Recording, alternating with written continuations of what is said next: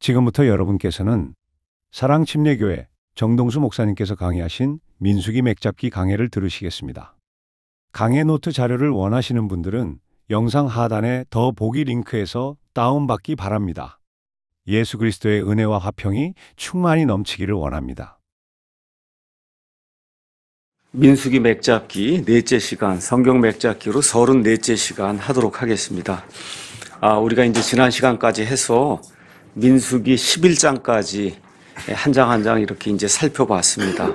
그래서 오늘은 12장부터 이제 시간이 허락되면 15장, 16장 여기까지 쭉 나가도록 그렇게 하겠습니다. 오늘 강해를 시작하기 전에 이제 12장을 읽었어요.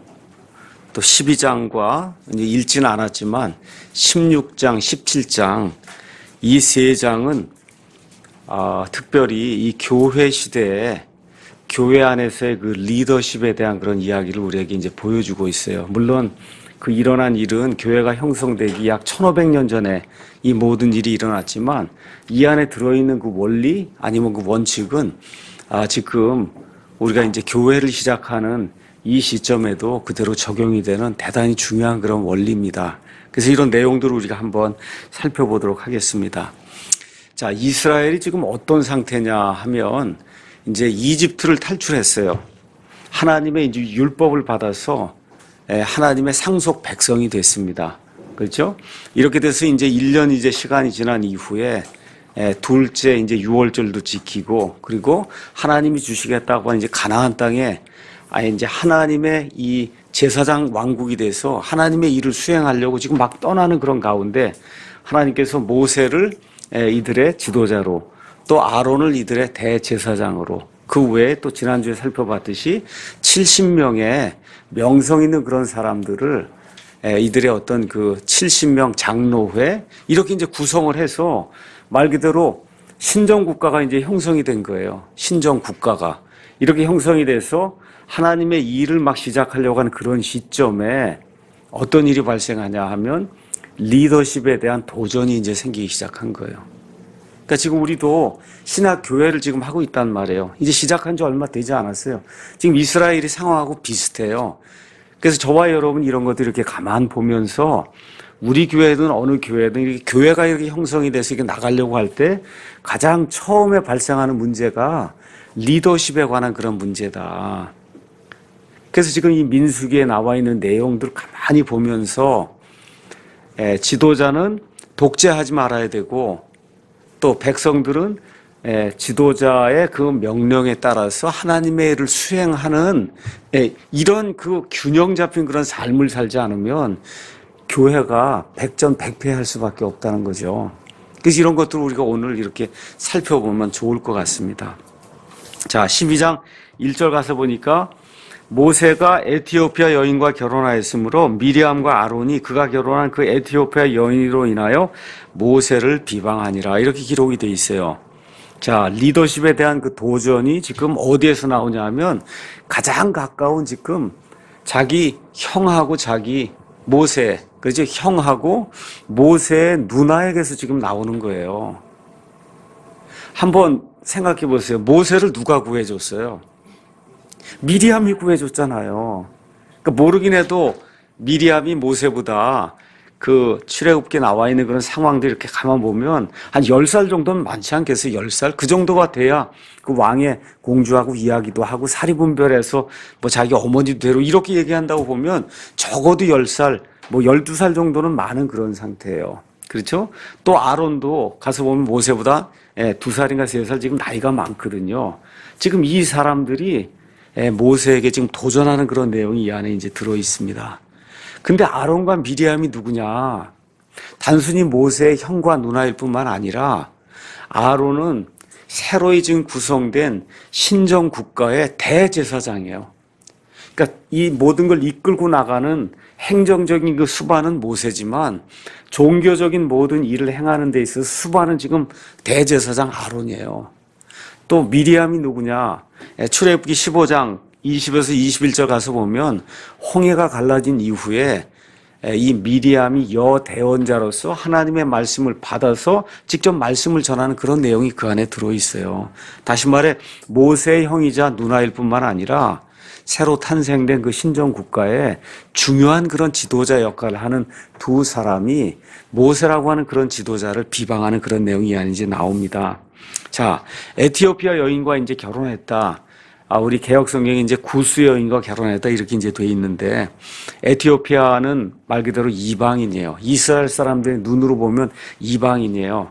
그러니까 이방인하고 결혼하는 것은 하나님이 금지한 그런 상태인데 어떻게 지금 에티오피아 여인하고 결혼할 수 있느냐. 사실 이것은 어느 면에서 사생활의 문제예요. 왜 그러냐면 유대인이 혈통적으로 아니라도 하나님의 뜻대로 살겠다 하고 유대교에 들어와서 개종을 하면 그 유대인이 되는 거거든요. 그러니까 그래서 이 여인이 에티오피아 여인이라 할지라도 얼마든지 유대인으로 살 수 있는 그와 같은 규정을 하나님이 마련해 주셨어요.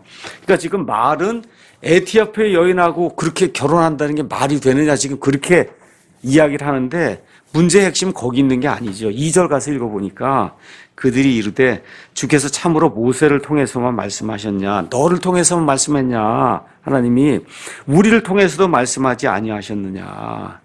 그러니까 결국은 시기심 때문에 문제가 이제 발생했다. 그렇죠? 많은 영광이 모세에게로 가고 모세를 구해준 사람이 난데 미리암 입장에서는 그렇죠. 또 대제사장 아론의 입장에서는 이 종교적인 모든 걸 행하는 건 난데 어째 사람들이 모세의 말에 더 많이 이렇게 귀를 기울이냐. 이게 지금 문제의 이제 핵심이죠. 특별히 오늘 가서 보면 미리암이 먼저 나와요. 미리암과 아론 이렇게 되고 나중에 저주를 받는 것도 미리암이에요. 그러니까 지금 미리암하고 모세 아내 지금 에티오피아 여인이라 불린 이 여인 사이에 알력과 갈등이 심했던 것 같아요. 지금 그래서 이 미리암이 그 모세 아내를 두고 지금 문제를 일으키는 그런 내용이 지금 이 안에 이제 기록이 되어 있는 겁니다. 여러분이 잘 아시는 것처럼 에티오피아는 함의 후손인 이 구스라고 한 사람의 땅이에요. 그래서 지금 가서 에티오피아 보면 아프리카의 동쪽에 여기 가서 이제 붙어 있거든요. 동쪽 중간쯤에 여기 붙어 있는데 이게 사우디아라비아 이쪽하고 나중에 이제 가서 지도를 한번 가서 보시면 아주 이렇게 붙어 있어요. 이거 배를 타고 가면 바로 건너갈 수 있는 그런 데가 에티오피아예요. 그래서 과거에는 어쩌면은 이 두 지역이 붙었을 수도 있다. 이렇게 되면 사우디아라비아가 미디안이에요. 미디안. 그러니까 모세가 어디로 도망했어요? 미디안으로 도망했죠. 지금 미디안이 지금의 사우디아라비아예요. 미디안이. 그렇게 되니까 에티오피아의 여인이라고 하는 게 여기 나와 있는 것처럼 정말 지금의 어떤 그 흑인 이와 같은 그 형태 그러한 그 에티오피아 사람 이렇게 이해를 하시면 안 되고 그 당시에는 그 미디안 이쪽하고 이게 왔다 갔다 이제 하면서 그 지역이 에티오피아라고 하는 그런 지역으로 불렸다. 이렇게 이제 저와 여러분이 생각을 하시면 됩니다. 자, 그래서 이 여인의 정체에 대해서는 두 가지 견해가 이제 있습니다. 하나는 미디안의 제사장 이드로의 딸 십보라. 그렇죠?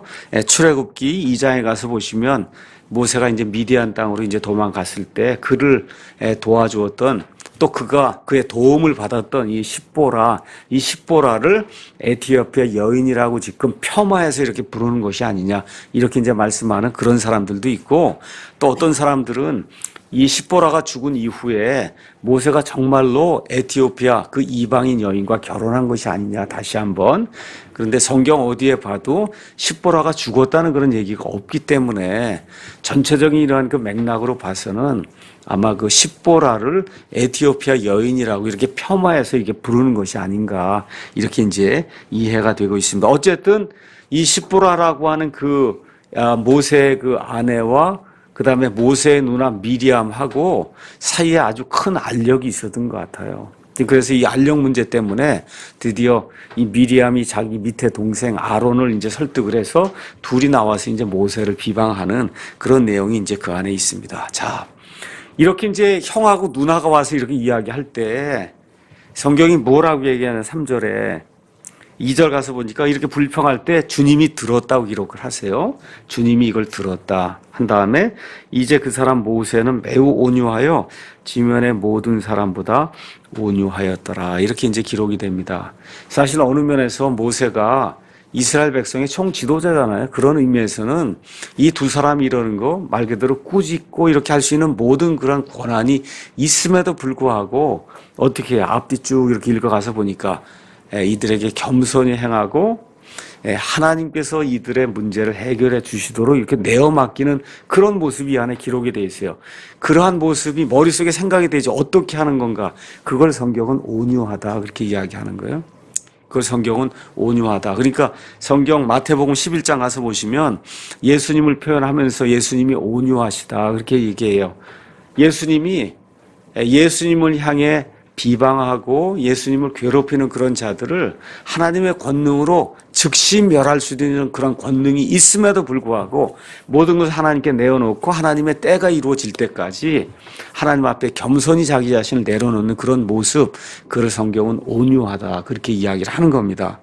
자, 이렇게 이제 될 때 하나님이 세 사람을 부르셔서 회중의 성막으로 나오라고 이렇게 말씀해서 세 사람이 나오니까 하나님이 이 문제를 잘 해결해 주십니다. 이스라엘에 많은 대언자가 있을 수 있고 내가 그에게 환상으로 꿈으로 이렇게 나타나서 무언가 말을 해줄 수 있고 내 계시를 줄 수 있지만 모세하고는 어떻게 해요? 내가 직접 이야기한다. 어떻게 했어요? 2번이나 시내산에서 40일 동안 그렇죠. 2번이나 지금 모세하고 이야기를 했잖아요. 그러니까 이 세상에 많은 대언자가 아니면 그 이스라엘 땅에 많은 대언자가 있다 해도 내가 직접 이렇게 말을 나누면서 내 계시를 준 사람은 모세밖에 없다라고 이야기하면서 모세의 이 리더십을 하나님이 인정해 주시는 그런 대목이 이제 그 안에 이제 나옵니다. 자, 이렇게 이제 하면서 이 문제를 일으켰던 미리암에게 하나님이 징계를 해 주시는 모습이 나와요. 그러니까 하나님은 공의의 하나님이에요. 공의 하나님이다 하는 얘기는 저와 여러분이 잘못 행한 일에 대해서는 반드시 징계가 있다는 거예요. 이 땅에서 있든지 나중에 저와 여러분이 그리스도의 심판석에 가서 그걸 받든지 거기에 대한 걸 반드시 받게 돼 있다. 그래서 미리암이 이제 나병에 걸려서 그래서 2일 동안 진영 밖으로 내쫓기는 그와 같은 일이 생기고 백성은 미리암 때문에 7일 동안 꼼짝없이 광야에 갇혀서 움직이지 못하는 그와 같은 일이 이제 생겼습니다. 자, 그래서 이런 걸 이제 12장을 통해서 보면서 한 두 가지를 우리가 이제 생각을 해봐야 된다는 거예요. 이게 교회를 하면서 우리가 지금까지 어려움을 많이 겪은 게 뭐예요? 목사가 교회의 왕처럼 군림하는 거 그렇잖아요. 하나님의 부음 받은 종이다. 뭐 목사가 다 잘못을 해도 그건 하나님이 알아서 할 테니까 너희는 나에 대해서 얘기하지 말라. 뭐 이런 방식으로 군림을 해서 꼼짝 못하게 하는 그런 형태의 그 교회들이 지금까지 굉장히 많았잖아요. 그렇죠? 여기에 대한 불만이 굉장히 많고 이건 도저히 이거 신약 성경에서 있을 수 없는 일인데 이 강단에서 자꾸 주의 기름 부음 받은 자 운운하면서 또 특히 주의 종 운운하면서 이렇게 또 하면은 이 심령이 약한 사람은 그렇지 또 그러다가 저주받으면 미리암처럼 또 나병이나 생기면 어떨까 또 그렇게 하는 가운데 공공연하게 뭐 교통사고 이런 거 언급하고 이러면 이게 또 무슨 일이 생기면 안 되고 이렇게 돼갖고 아주 목사 때문에 너무 힘들어하는 그런 분들 굉장히 많이 있어요. 이러다가 이제 우리 교회 같은 데 이렇게 오면 목사는 누구나 또 다 형제입니다. 또 이렇게 하다 보니 또 어떤 일이 발생해. 그래, 저게 형제지. 그렇죠? 그러니까 이걸 또 무시하는 그런 일이 또 생긴단 말이에요. 그러니까 이런 것들을 가만히 보면서 목사의 입장에서는 항상 나는 여러분과 똑같은 그런 형제입니다. 항상 그렇게 이야기를 해야 되고 성도들 입장에서는 같은 형제지만 하나님의 말씀으로 이끄는 지도자라는 그런 생각이 이렇게 잘 돼서 교회가 균형을 이루어야 그 교회가 부흥해서 앞으로 나갈 수 있지. 여기 앞에 있는 성도들은 저 사람 형제야. 나랑 똑같아. 이제 이렇게 이야기하고, 그렇죠? 또 목사는 나는 주의 기름 부음 받은 종이다 하고 나를 건드리지 말라고. 이렇게 나가면 그러면 악순환이 시작이 되는 거잖아요. 그러니까 우리가 선순환 구조를 가질 건가 아니면 악순환 구조를 가질 것인가 이거를 잘 우리가 머리가 있다고 하면 잘 생각을 해봐야 되는 거예요. 그래서 여기 가서 보니까 선순환 구조로 지금 모세가 나아가잖아요. 하나님께 모든 걸 내어놓을 때 하나님이 치료해 주시고 하나님이 징계해 주시고 또 징계가 이루어지니까 누가 이걸 풀어달라고 또 간구해요. 모세가 또 간구하니까 하나님이 그걸 들어주시고 그렇죠. 이와 같은 그 선순환 구조를 통해서 일단 가족 내에서의 이 균열이 이렇게 깨어지고려 하는 이런 것들이 회복이 되는 그런 내용이 여기 12장에 이제 기록이 되어 있습니다. 자, 이제 13장하고 14장은 이스라엘 백성이 가나안 땅에 정탐꾼을 보내는 그 내용을 우리에게 이제 알려주고 있습니다. 이 이야기는 아마 저와 여러분이 어려서부터 믿음 생활을 하고 이제 했으면 12지파에서 한 사람씩 해서 12명 스파이를 정탐꾼 우리가 별거 없어 이름이 스파이예요. 여기 가서 보면 스파이를 가나안 땅에 보냈다. 그 중에 2명은 좋은 보고를 하고 10명은 악한 보고를 했다. 이런 내용들 대충 다 들으셔서 많이 이제 알고 있는 그런 내용입니다. 그럼에도 불구하고 저와 여러분이 오늘 13장 그다음에 14장을 조금 이렇게 이 세밀하게 이제 좀 살펴보려고 그럽니다. 13장, 14장 민수기 이 내용을 신약 성경의 히브리서 3장, 4장이 우리에게 강해를 해주고 있어요. 그러니까 히브리서 3장, 4장을 잘 이해하시려면 민수기 13장, 14장에 나와 있는 그 내용을 하나님께서 사도 바울을 써서 다시 한번 우리 신약시대 성도들이 알아들을 수 있도록 기록해 놓은 그 말씀이 히브리서 3장, 4장이에요. 그러니까 히브리서의 전체에 나와 있는 그 결론을 저와 여러분이 잘 이해하기 위해서는 여기 민수기 13장, 14장에 나와 있는 그 내용을 저와 여러분이 잘 이해를 해야 제대로 알 수 있다. 자, 그거에 대한 일단 결론을 말씀드리면 자, 이 사람들 구원받은 사람입니까? 아닙니까? 구원받았죠. 예수님의 피로 그렇죠. 6월절 어린 양의 피를 그 6월절 어린 양 죽여서 그 피를 뿌려가지고 죽음의 사자에 이와 같은 멸망에서 이들이 벗어나서 이집트를 탈출했단 말이에요. 마귀를 상징하는 이 파라오의 손에서 지금 벗어났단 말이에요. 그러니까 지금 신약식으로 얘기하면 구원받은 사람들이에요. 그래서 어떻게 구원받았어요? 피를 믿는 믿음으로 구원받았어요. 근데 구원받은 이후에 불신의 행위를 하는 사람들이 너무 많다는 거예요. 여기 지금 나와 있는 이 사람들처럼 구원은 받았는데 그 이후에 성화되는 이 땅에서 성화되는 그런 삶을 사는 가운데 너무나 많은 사람들이 이 불신의 행위를 해서 결국은 가나안 땅에 들어가지 못하고 여기 20살 이상의 그 장정들 가운데 여호수아와 갈렙 두 사람을 제외하고는 한 명도 들어가지 못했잖아요. 이와 같은 악한 일이 믿음을 가진 구원받은 사람들에게 발생했다는 거예요. 그래서 하나님께서 구원받은 이후에 우리가 불신의 죄를 계속해서 지으면 하나님이 반드시 징계하신다는 거. 그래서 히브리서 12장에 징계가 없으면 너희가 사생하여 하나님의 아이들이 아니라고 얘기하는 거. 이거를 실증으로 우리 데모라는 게 있잖아요. 데모 뭐 실증하는 거잖아요. 그렇죠? 실증으로 보여주는 그 장이 바로 여기 민수기 13장하고 14장이다. 이렇게 이제 이해하시면 됩니다. 제가 읽지는 않겠지만 신명기 1장 20에서 23절을 가서 보면 이렇게 정탐꾼을 보내겠다는 거 이것은 원래 하나님의 계획이 아니에요. 가서 보면 백성들이 우리가 그래도 정탐꾼을 먼저 보내는 것이 좋지 않겠느냐 계획을 짜니까 하나님이 허락하는 거예요. 하나님이 허락하는 거예요.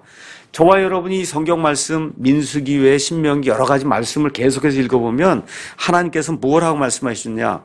가나안 땅은 젖과 꿀이 흐르는 땅이다. 수차례 말씀해 주세요.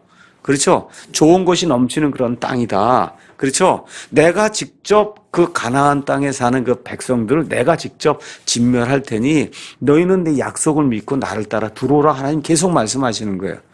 근데 이 백성이 눈으로 직접 보기 전에는 저희가 할 수 없다고 하며 지금 사실은 불신의 행위를 하는 거예요.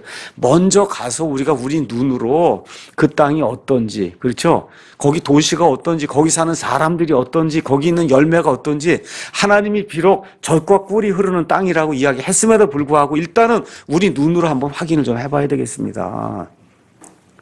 이렇게 고린도후서 5장 7절에 있는 것처럼 우리는 믿음으로 걷고 보는 것을 걷지 아니한다. 이 말씀이 하나님이 주셨는데 이 말씀에 위배되는 행위를 하게 될 때 결국은 20살 이상의 거의 모든 남자들이 40년 동안 광야를 빙빙 돌다가 죽는 이런 안타까운 일이 이 사람들에게 이제 생기게 됩니다. 그래서 4절에서 16절 가서 보니까 12지파에서 스파이 한 명씩을 이제 빼서 12명이 선택이 되고 6절에 가서 보니까 유다 지파에는 여분네의 아들 갈렙이라는 사람이 나오고 그 다음에 이제 8절 가서 보니까 에브라임 지파에서는 눈의 아들 호세아가 나옵니다.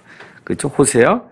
그 다음에 이제 16절에 모세가 그 땅을 정탐하러 보낸 사람들의 이름이 이러하니라 한 다음에 모세가 눈의 아들 호세아를 여호수아라 부르니라 해서 호세아가 이름이 여호수아로 변하는 그런 내용이 이 안에 기록이 되어 있어요. 여호수아가 뭐예요? 신약 성경에 예수예요. 예수 뭐예요? 구원이란 뜻이에요. 예. 하나님은 구원이시다 그런 뜻이 그게 여호수아예요. 그래서 지금 구약의 그 여호수아 그 다음에 신약의 여호수아 되시는 예수님 이 둘을 성경이 계속해서 비교하고 있다는 거 이걸 보면서 저와 여러분이 여호수아를 좀 주목을 해서 봐야 돼요. 교회의 지도자가 되기 원하는 사람 물론 처음부터 본인이 교회를 개척하거나 해서 이렇게 되는 그런 경우도 있지만 많은 경우에 어떤 사람이 세워놓은 이런 교회를 또 다음 어떤 사람이 나타나서 그걸 이어받아서 하고 또 계승해서 하고 이렇게 이제 교회가 유지되는 그런 형태가 많이 있거든요. 그래서 여기 여호수아의 이 변화를 가서 보니까 여호수아가 민수기 11장 28절에는 모세의 종이다. 또 모세를 섬기는 자다. 이렇게 되다가 이 모세를 충실하게 신실하게 섬기다가 결국은 여호수아에게 딱 들어가서 보니까 뭐예요? 여호수아를 이어받아 백성을 이끌고 나가는 그런 지도자로 이렇게 세워지는 걸 우리가 보잖아요. 그렇죠? 그러니까 하나님도 지도자를 세우는 방법 원래 어떤 일을 시작할 때 처음부터 모세와 같이 그렇게 하는 방법도 있고 모세가 죽은 다음에 계승하는 사람이 나올 때 어떻게 되느냐 하나님이 세우신 그 지도자를 신실하게 돕고 최선을 다해서 그 사람의 말씀에 따라서 이렇게 하는 그 사람을 하나님이 계승자로 세운다는 거예요. 그러니까 이런 것들도 잘 기억을 하면서 그렇다 그래서 뭐 아부하듯이 그 지도자의 그 말에 따라 그런 이야기 하는 게 전혀 아니고요. 성심성의껏 하나님께서 이 사람과 함께 계신다는 그 사실을 인정을 하고 최선을 다해서 하나님의 사람을 도울 때 결국 그 몫이 자기 것이 된다는 거예요. 자기 것이 된다. 그래서 이런 것들을 이제 기억을 하면서 지도자의 그 승진 과정도 우리가 여기 이제 모세오경과 여호수아기를 이렇게 통해서 이렇게 보면서 어떻게 사람이 지도자로 변모하는가 이런 것들도 잘 기억을 하면서 성경을 이제 읽어야 됩니다. 자, 그래서 이 사람들이 올라가서 드디어 그 땅을 탐지하고 23절, 26절 가서 보면 열매도 가져오고 28절, 29절 가서 보니까 악한 보고를 하는 그런 내용이 그 안에 기록이 되어 있습니다. 열매 가져오는데 23절 가서 보니까 얼마나 그 땅이 좋았는지 그들이 에스골 시내에 이르러 거기서 포도 한 송이가 달린 가지를 잘라 두 사람이 막대기에 메고 왔다는 거예요. 이 가지에 이렇게 포도가 달렸는데 포도가 어찌나 컸든지 이 포도송이가 그렇죠? 어떻게 해요? 이거를 지금 가서 보니까 어떻게 두 사람이 한 사람이 이렇게 해서 막대 이걸 달아갖고 가지고 왔다가 할 정도니까 굉장히 땅이 비옥하고 좋았다고 하는 그런 사실을 우리가 이제 알 수가 있습니다. 석류도 가져오고 무화과도 가져오고. 그래서 이제 이 사람들이 뭐라고 얘기하는 27절에 그 땅에는 젖과 꿀이 흐르고 이것은 정말 그 땅이 열매입니다. 이거 다 보여줬단 말이에요. 근데 이제 문제가 이제 시작이 된 거예요. 뭐예요? 28절. 시작이 어떻게 돼 있어요? 그럼에도 불구하고. 그렇죠? 이게 사람을 죽이는 그런 말이에요. 그럼에도 불구하고. 그렇죠? 그럼에도 불구하고 이제 시작이 되는 겁니다. 이게 이제부터 이제 불신의 행위가 이제 시작이 되는 거예요. 우리 눈으로 가서 가만 보니 백성이 강하다는 거예요. 네, 호락호락하게 넘어갈 그런 사람들이 아니다. 또 가서 도시를 봤더니 도시가 다 성벽이 세워져 있더라는 거예요. 그 다음에도 놀랄 얘기를 하죠. 거인들이 있더라. 거인들이. 그렇죠? 그러면서 또 뭐라고 얘기했냐. 33절에 말도 아주 얼마나 멋있게 표현한지 몰라요. 거기서 우리가 거인들에게서는 안하게 아들 들고 거인들을 보았는데 우리 스스로 보기에도 우리가 메뚜기 같았으니 이렇게 비교해 보니까 우리가 메뚜기 같았으니 그들이 보기에도 우리가 그렇지 않았겠냐. 말도 얼마나 잘하는지 알 수가 없어요. 그렇죠? 이렇게 하면서 불신의 말을 악한 보고라는 그런 내용이 이제 그 안에 기록이 되어 있습니다. 갈렙은 뭐라고 얘기했냐 30절에 사람들에게 이런 악한 보고를 하니까 백성이 이게 소동을 일으키잖아요. 그러니까 갈렙이 백성을 진정시키며 뭐라고 얘기하느냐. 우리가 능히 그 땅을 이길 수 있다. 영어로 가서 뭐 able 이렇게 써 있어요. able. 우리가 able. We are able to do. able. 우리가 할 수 있다. 그렇게 이야기하는데 나머지는 할 수 없다고 지금 이야기하는 그런 내용. 그래서 나중에 이제 여기 가서 보니까 14장에 24절 가서 보니까 오직 내 종 갈렙은 다른 영을 지녀 나를 온전히 따랐은즉 그가 갔던 땅으로 내가 그를 데려가리니 그의 씨가 그 땅을 소유하리라. 이 12명이 갔는데 여호수아와 갈렙, 특별히 여기 지금 갈렙 하나 이야기하면서 갈렙은 영이 달랐다는 거예요. 영이 달랐어요. 그래서 어떻게 해서 하나님을 온전히 따랐다는 거예요. 하나님이 함께 하시면 우리가 저 거인들을 내쫓을 수 있습니다. 이렇게 될 때 그와 그의 씨가 그 땅을 소유하겠다고 하나님이 약속해 주시는 그런 내용이 이 안에 기록이 되어 있습니다. 이렇게 된 결과가 뭐냐? 히브리서 3장 15에서 19절이에요. 한번 가서 읽어보겠습니다. 히브리서 3장 15에서 19절. 여기 히브리서는 가서 제목이 히브리 사람들에게 보내는 사도 바울의 서신이에요. 다시 말씀드려 처음에 교회가 형성이 되는 가운데 유대인들 가운데 그리스도인이 된 사람들이 생겨났단 말이에요. 그 유대인 그리스도인들에게 과거에 너희 유대인 조상들이 광야 시절에 무슨 일을 했는가 이걸 기억하고 구원받은 이후에 악한 행위를 하고 불신의 행위를 하게 되면 하나님의 징계가 떨어진다. 그러니까 너희가 지금 아무리 고통이 심하고 어려워도 절대로 배도하는 그런 길로 가면 안 된다 하는 경고 차원의 이 메시지를 좀 주고 있는 게 히브리서예요. 히브리서 지금 3장에 가서 보니까 15절에 이렇게 기록이 되어 있습니다. 3장 15절에 주께서 이르시되 오늘 너희가 그분의 음성을 듣거든 경노하게 하던 때에 한 것 같이 너희 마음을 강팍하게 하지 말라 하셨으니 이는 어떤 자들이 듣고 경노하였기 때문이라. 하나님의 말씀을 고지그대로 믿지 아니하고 마음을 탁탁하게 하고 하나님을 경노하게 만든 그런 사람들이 있었다는 거예요. 그러나 모세로 말미암아 이집트에서 나온 모든 자가 그리하지는 아니하였느니라. 누구만 빼고요. 여호수아와 갈렙만 빼고. 그러니까 그 둘은 빼니까 모든 사람이 다 마음을 딱딱하게 한 건 아니다. 그러면 40년 동안 그분께서 누구로 인해 근심하셨느냐? 죄를 지어 사체가 광야에 쓰러진 자들이 아니냐. 그렇죠? 이 10명의 약한 보고를 받고 그리고 마음을 딱딱하게 하고 결국은 어떻게 해요? 하나님을 대적해서 38년 동안 계속 빙빙빙빙 돌면서 결국은 다 죽임을 맞이했던 이 사람들이 때문에 하나님이 근심하셨다는 거예요. 또 그분께서 누구에게 맹세하사 그들이 자신의 안식 가나안 땅에 들어오지 못하리라고 하시느냐? 오직 믿지 아니한 자들이 아니냐? 순종치 아니한 자들이 아니에요. 믿지 아니한 자들이 아니냐. 개역성경처럼 그렇게 되는 게 행위의 문제가 아니고 뭐예요? 믿음의 문제로 지금 성경이 이야기하고 있는 거예요. 그 믿음 때문에 뭐가 나와요? 순종하지 아니하는 그런 액션이 나왔다고 지금 성경이 이야기하고 있는 거예요. 그러므로 우리는 그들이 믿지 아니하, 순종하지 아니하여가 아니라 믿지 아니하여 능히 들어가지 못하였음을 아노라. 이렇게 이제 이야기를 하면서 지금 히브리서 기자가 여기 민수기 13장 14장에 나온 이 가데스 바네아 사건을 이렇게 끄집어내서 이 사람들이 왜 가나안 그 안식에 들어가지 못했냐. 구원 받았음에도 불구하고 믿지 아니해서 그랬다.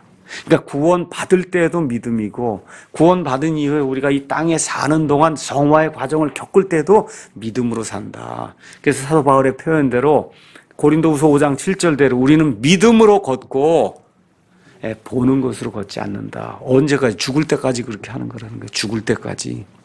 자, 이렇게 이제 됐을 때 이제 14장에 지도자들에 대한 이 반영 내용이 자세히 이제 기록이 되어 있습니다. 이 얘기를 듣고 1절에서 5절 가서 보니까 온 회중이 밤새 엉엉 울고, 그러면 어떻게 해요? 다른 지도자를 우리가 세우고 뭐라 그래요? 이집트로 다시 돌아가야 되겠다. 이게 참 얼마나 놀라운 일이에요. 우리 교회를 이렇게 합니다. 이게 킹잼 성경의 진리를 다 가르쳐 줘요.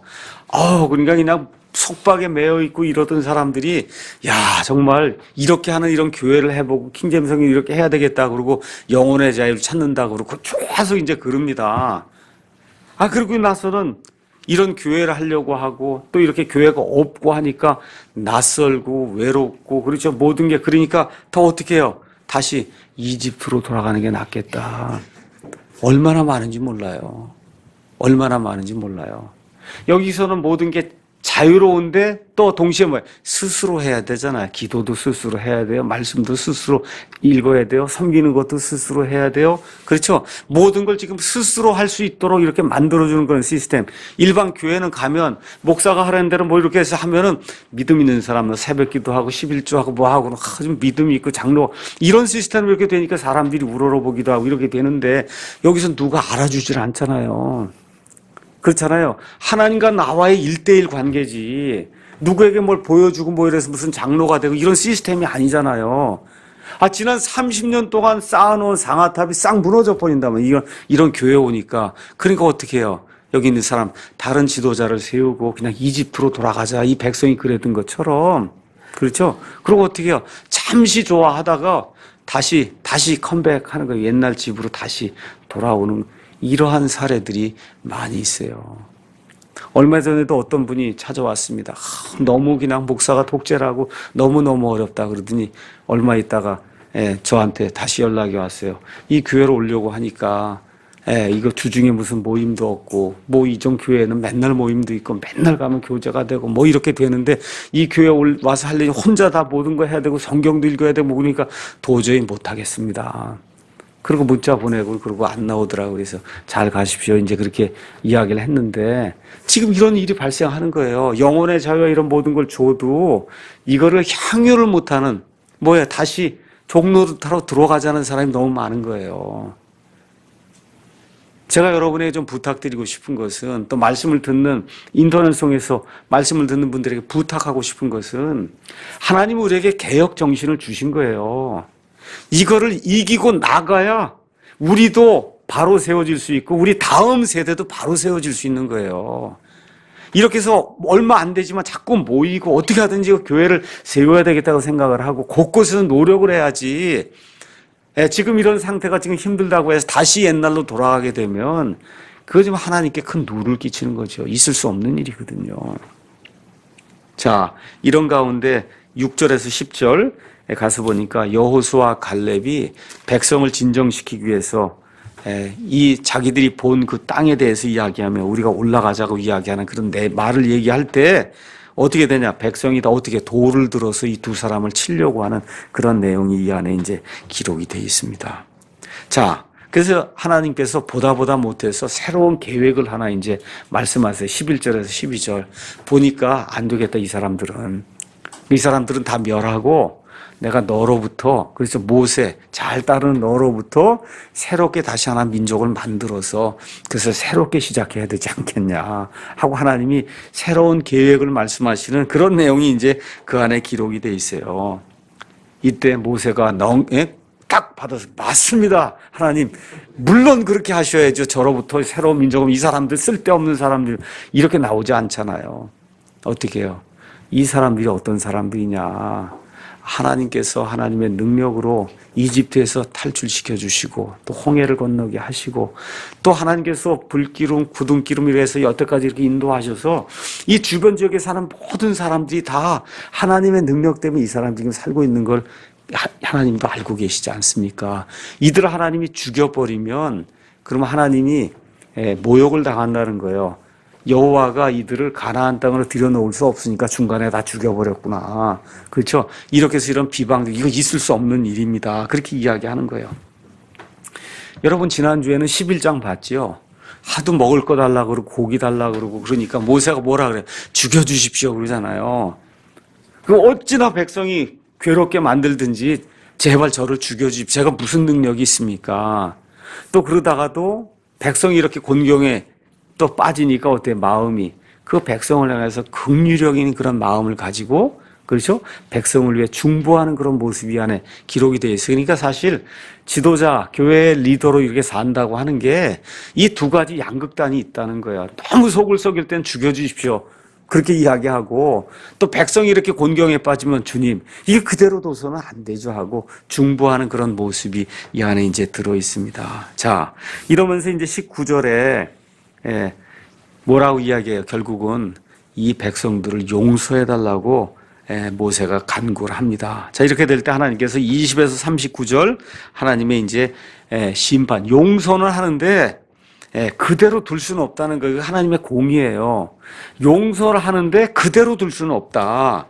그래서 22절 거기 가서 보니까 하나님이 그대로 둘 수 없는 이유가 그 안에 기록이 되어 있어요.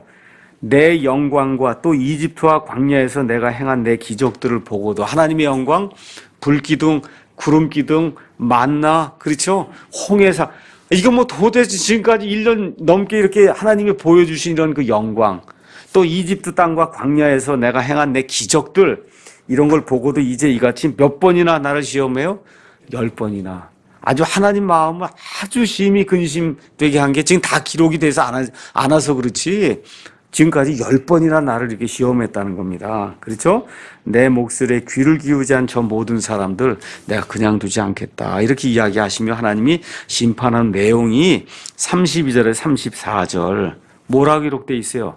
20살 이상 선과 악을 구분할 줄 알고 20살 이상이 되는 그런 사람들 중에 여호수아와 갈렙을 제외하고는 40년 동안 너희가 그 땅을 탐지한 그 날수 그대로 40일 탐지했으니까 40년 동안 여기서 빙빙 이 광야를 돌다가 이 첫 세대는 다 소멸되겠다고 하나님이 심판하시는 그런 내용이 그 안에 기록이 되어 있어요. 그래서 성경에 가서 보시면 하루를 1년으로 계산하는 그러한 그 환산법, 그렇죠? 이런 게 여기 지금 구체적으로 나와 있어요. 나중에 에스겔서에도 나오고 나중에 이제 다니엘의 70일에를 거기 가서도 거기 가서 보시면 이 7일이 결국 7년 이렇게 돼서 하루를 1년으로 계산하는 그와 같은 그 하나님의 계산 방법이 이런 데서 이제 명백하게 이제 드러나는 걸 우리가 이제 볼 수가 있습니다.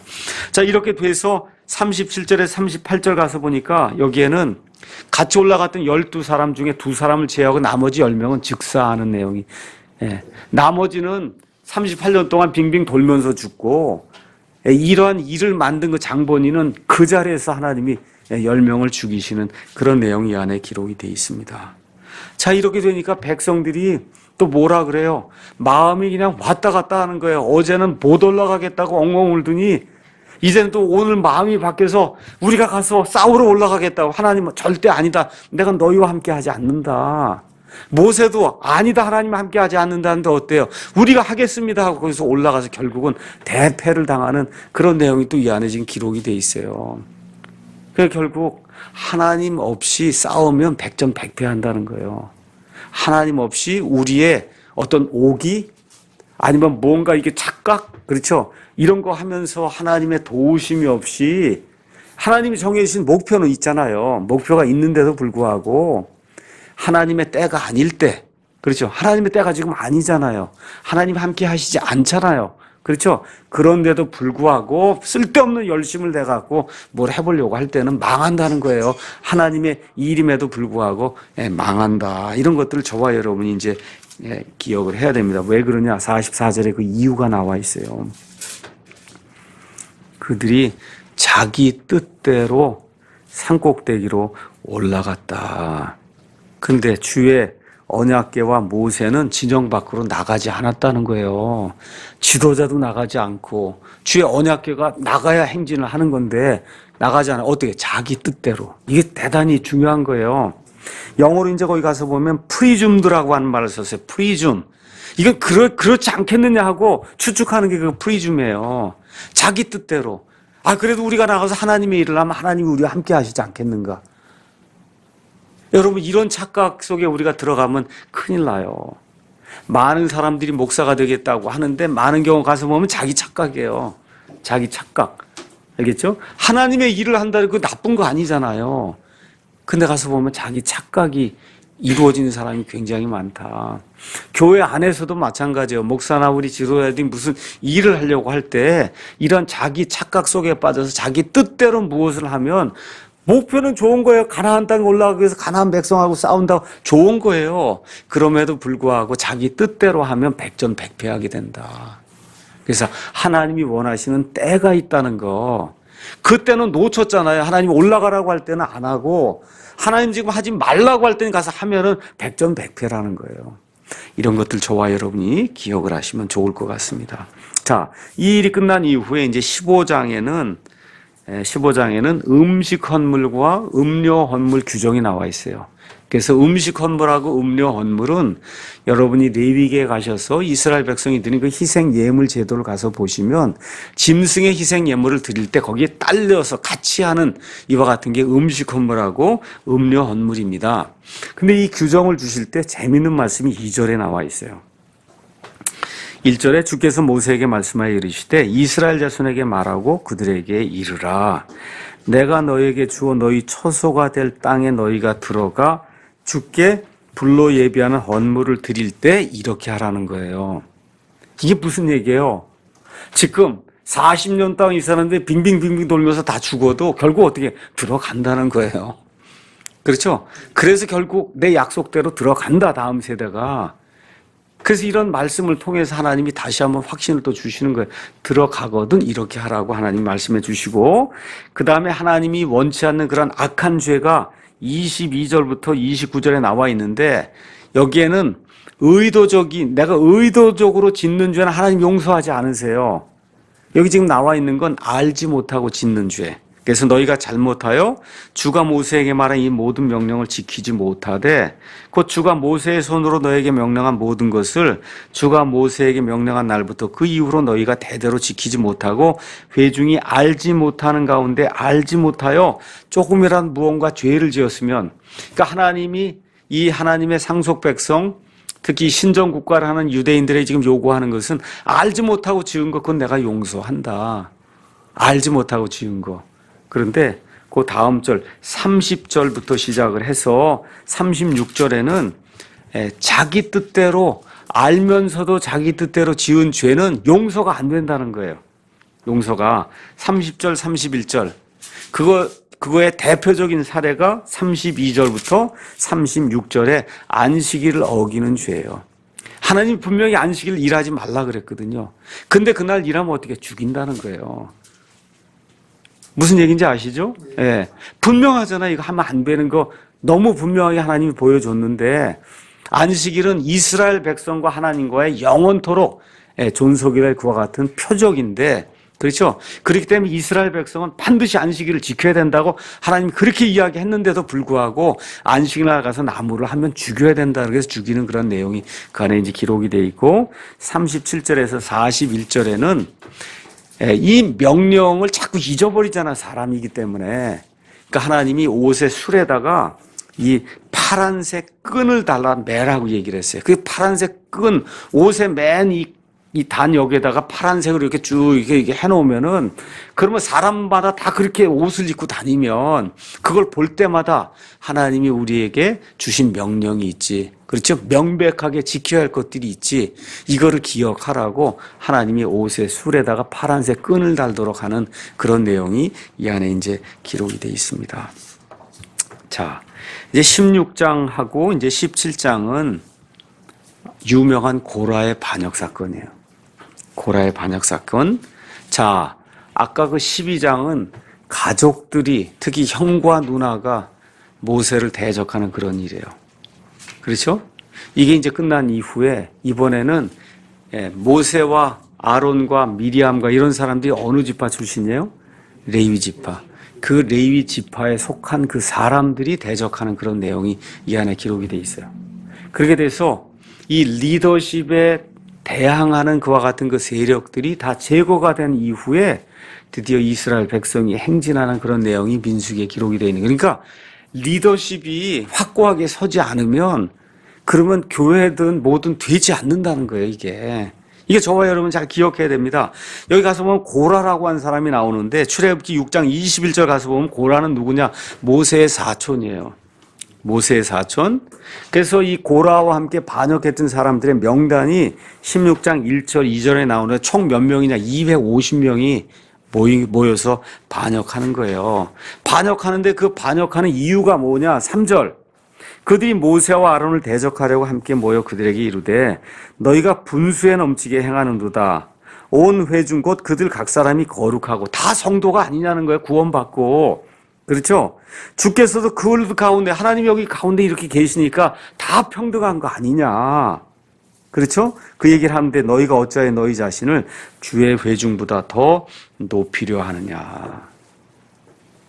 이게 지금 우리 신약 시대에도 그대로 적용되는 거예요. 제가 말씀드려요. 영혼의 자유를 허락하고 목사도 여러분과 똑같은 그런 형제라고 이야기하고 이거를 잘못 받으면 지금 이 문제가 생기는 거예요. 나도 구원받고 너도 구원받았고 그렇죠? 너도 형제고 나도 형제고 다 그러는데 왜 목사 너 혼자 설교하냐? 이렇게 얘기가 되는 거예요. 지금 식으로 얘기하면 왜 목사 너 혼자 설교하냐? 나도 설교해야 되지 않겠냐? 지금 그 얘기를 하는 거예요. 나도 한마디 해서 이 백성을 다 이끌고 가야 되는 거 아니냐? 그렇죠? 이거 오해하면 큰 문제가 발생해요. 이건 뭐 무정부 상태가 되는 거예요. 그걸 오해를 하면. 그래서 한국에도 형제 모임이라는 데가 많이 있어요. 다 어떻게 돼요? 오합지졸이 됐단 말이에요. 들어온 지 50년이 넘었지만 지금 이 시대에 그 가서 들여다보면 다 오합지졸이에요. 왜 그래요? 다 똑같다는 거예요. 나도 한 표, 너도 한 표 다 똑같다고 해서 무슨 이야기를 좀 해서 끌고 나가려고 그러면 여기서 반대, 저기서 반대 다 반대가 되니 무슨 일을 할 수 있겠어요? 그 오합지졸이 되고 말았어요. 한국의 형제교회들 가서 보세요.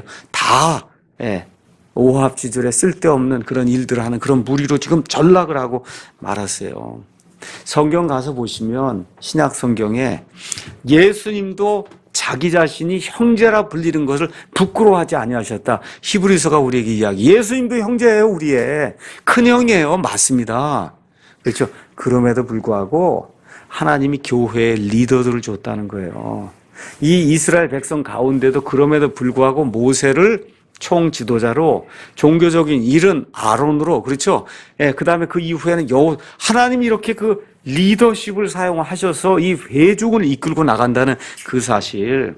모두가 하나님 앞에 구원받은 사람입니다. 모두가 다 형제 자매입니다. 맞아요. 그럼에도 불구하고 하나님이 각 사람에게 주신 이 재능과 그렇죠? 각 사람에게 주신 선물은 다르다는 거예요. 그래서 교회에서도 모두가 평등하지만 하나님께서 어떤 사람은 특별히 목사 겸 교사로, 어떤 사람은 복음 전도자로, 지금은 없어졌지만 어떤 사람은 사도로, 그렇죠? 어떤 사람은 대언자로 하나님이 교회를 완전하게 하기 위해서 그와 같은 사람들을 이 땅에 있는 교회에 선물로 주셨다는 거예요.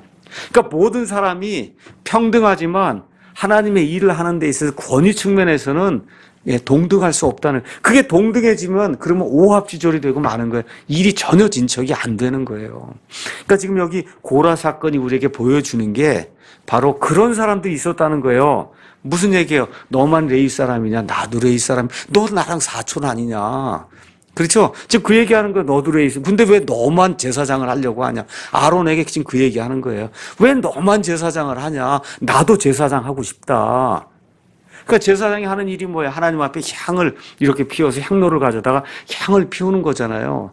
그러니까 모세가 뭐라 그래요? 그 250명 다 향 갖고 와. 향로 들고 와라. 내일. 그렇죠? 하나님 앞에 오면 그러면 하나님이 누가 향을 바칠 수 있는 사람인지 하나님이 가르쳐 줄 거다. 모세가 지금 이야기하는 내용이 그 앞에 있습니다. 그렇죠? 그러면서 이렇게 이야기하는 겁니다. 모세가 이스라엘의 9절에 이스라엘 하나님께서 이스라엘 회중으로부터 너희를 구별하여 자신에게 가까이 오게 하사 주의 성막에서 섬기는 일을 하게 하시며 회중 앞에 서서 그들을 섬기게 하신 것, 다시 말해 레위 사람이 되게 하신 것이 너에게는 단지 작은 일로 보이느냐. 이게 큰 일인데 그분께서 너와 또 너와 함께하는 너의 모든 형제 곧 레위의 아들들을 데려다가 자신에게 가까이 있게 하셨거늘 레위 사람으로 삼아 주신 것도 그것도 큰 복인데 너희가 지금 제사장 직분도 구하냐. 그러니까 뭐예요? 아론 대신 내가 제사장을 좀 해야 되겠다는 거예요. 고라가 다른 거 아니에요. 아론 대신에 내가 제사장을 좀 해야 되겠다. 그렇게 지금 이야기하는 겁니다.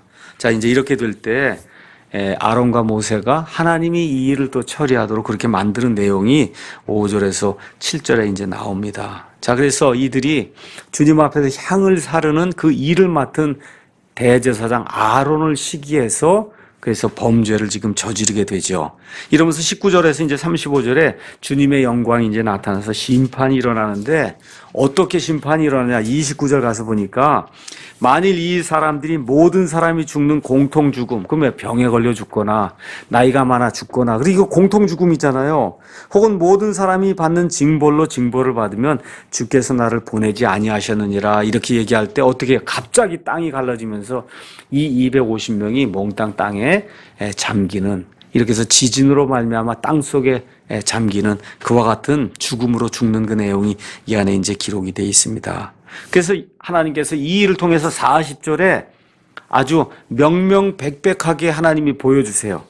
이스라엘 자손의 기념물이 되게 하셨으니 이것은 아론의 씨가 아닌 낯선 자는, 그러니까 아론의 씨만 제사장이 될 수 있다는 거예요. 주 앞에 향을 드려 가까이 오지 못하게 하려 하며 또 그가 고라와 그의 무리같이 되지 않게 하려 합니다. 그러니까 하나님 앞에 이제 향을 사르는 건 오직 아론의 씨만 해야지 그 이외에 다른 사람이 한다고 하면 고라와 그의 이 무리들이 지진이 나서 죽은 것처럼 하나님의 심판이 임하겠다고 하나님이 말씀해 주십니다. 그렇죠?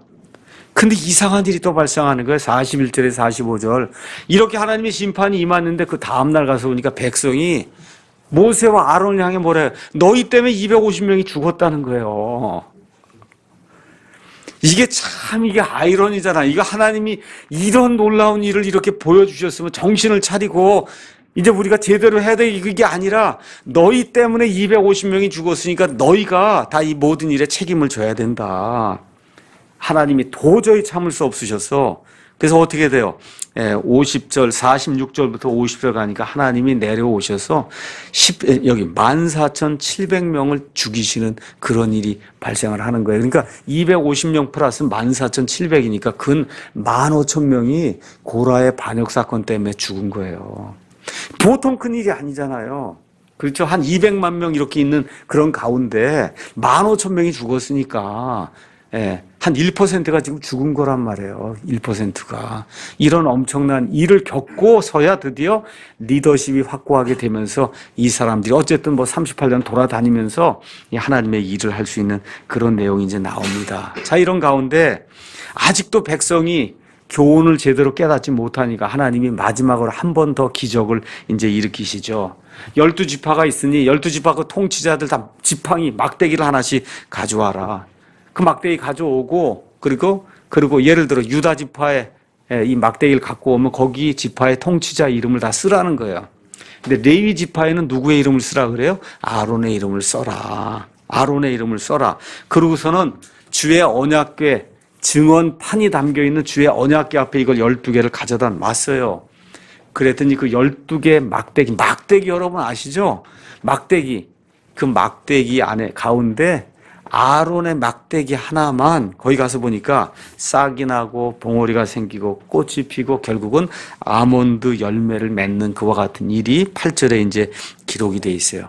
그래서 여러분과 잘 아시는 것처럼 이 언약궤 안에 아론의 싹난 이 막대기를 집어넣는, 그래서 이스라엘 백성이 다시는 반역하지 못하도록 증거로 삼기 위해서 그것을 집어넣는 그와 같은 일이 이제 또 성경에 이제 기록이 되어 있습니다. 자, 그래서 이 일을 통해서 제사장 직무는 오직 아론과 아론의 후손들에게만 돌아간다. 하나님이 직접 말씀해 주신 그런 내용이 이 안에 이제 기록이 되어 있습니다. 그래서 15,000명이 죽어도 해결되지 않는 문제를 하나님께서 막대기에서 결국 꽃을 피우고 아몬드가 열리게 함으로써 해결하세요. 이렇게 이제 해결이 되니까 드디어 12절, 13절에 백성이 두려워하는 그와 같은 모습이 성경에 이제 기록이 되어 있습니다.